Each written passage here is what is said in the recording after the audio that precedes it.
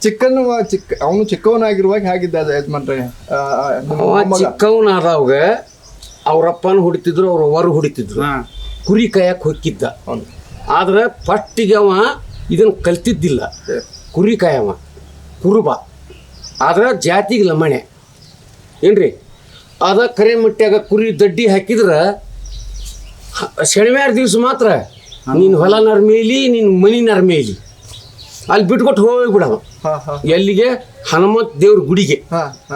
ಅಲ್ಲಿ ಹೋಗಿ ಹನುಮಂತ ಬಂದ ಹಾಡ ಪದ ಅಬ್ಬಾ ಬಾಬಾ ಬಾಬಾ ಬಾಬಾ ಹನುಮಪ್ಪನ ಪದ. ಆ ಬಳಕ ಸರಿಪದ ಪದ ಹೇಳಿದ ಬರ್ತಾ ಮತ್ತು ನೋಡ್ರಿ, ಇವತ್ತು ರ ಅಂತ ಕರೀತಾರ, ಠ ಅಂತ ಕಲಿತಾರ, ಮುಂದೆ ನಾಗರಿಕರಾಗ್ತಾರ. ಆ ಟೈಮ್ದಾಗ ಅವ್ರಪ್ಪನ ಮಾತು ಕೇಳಿಲ್ಲ, ಅವ್ರ ಒಂದು ಮಾತು ಕೇಳಿಲ್ಲ.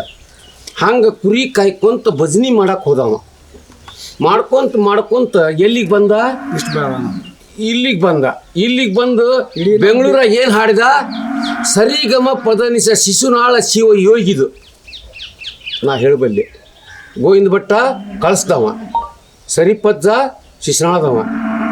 ಆದ್ರೆ ಅವ್ರ ಅಜ್ಜಮ್ಮರ ಊರು ಈ ಯಾರಪ್ಪ ಹುಳಿಕುಪ್ಪಿ. ವಾಸ ಆಗಿದ್ದಲ್ಲೇ ಹುಲ್ಗೂರಾಗ. ಅವ್ರ ಊರಿದ್ದ ಹುಟ್ಟಿದವ ಸರೀಪ. ಅವನ ಹೆಂಡತಿ ಹಜ್ಜುಮಾದೇವಿ ಕುಂದ್ಗೊಳ್ದಾಕಿ. ಇಷ್ಟು ಬೆಳ್ಕೊಂತ ಬಂದ್ರೆ ಬೆಳಗಾವಿ ಹನುಮಂತ ಅಷ್ಟ. ಅವನ ಬಗ್ಗೆ ಮಾತ್ರ ನಮಗೆ ಭಾಳ ಹೆಮ್ಮೆ ಐತಿ.